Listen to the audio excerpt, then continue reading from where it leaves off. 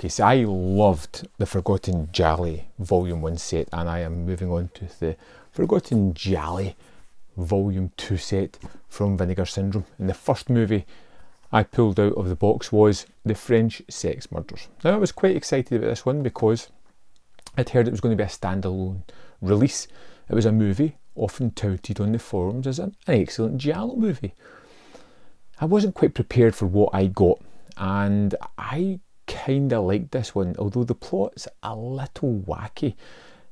But I kind of like that in these movies, and what we ultimately get here is a Giallo that wants to be a noir of sorts. So we're introduced to this character who is framed or accused of killing his favourite prostitute at a brothel, and is convicted, and on the way to jail escapes and goes on the run.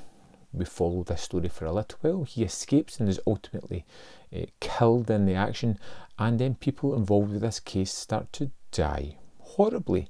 And that's when we are introduced to Inspector Fontaine, who's played by a Humphrey Bogart impersonator, by the looks of it. He looks very like the man, acts very much like him, and it's just incredibly weird. And this movie is filled with a whole host of familiar names and actors like Rosalba Neri, Barbara Boucher, so many more familiar faces that you'll see. And it's a very weird French set noir Giallo movie, as we get these crazed murder scenes that are replayed multiple times with different coloured filters put over the images each time. It's weird, it's a little bit off-putting, a little bit psychedelic, but I kind of liked that aesthetic. It was very unusual of the time. We get a host of characters thrown into this one, ones that are introduced that felt as if I should have seen them in a scene before, but they weren't introduced. This was their first scene, but it just jumped into them as if everybody knew who they were. It was weird the way they introduced new characters by just throwing them in midway through a scene.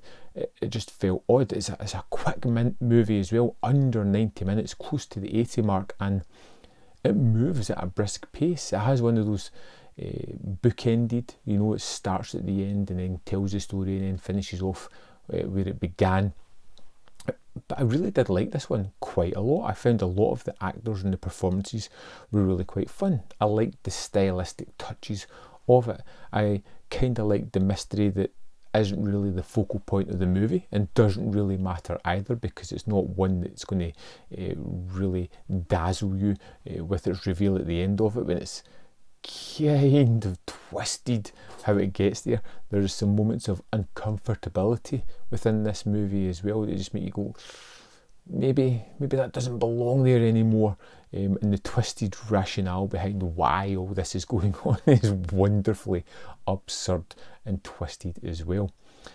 So many things that I really appreciated about this movie. It feels like a kind of Giallo light, and like I said, it leans into those noir moments by having this hard-boiled, chain-smoking, rain mac wearing private detective who's really a cop, trying to hunt down what is going on, trying to figure out the mystery, trying to figure out the killer, and stop things before they happen. And like I said, perpetrated by a wonderful cast of Giallo actors that I've seen many times before.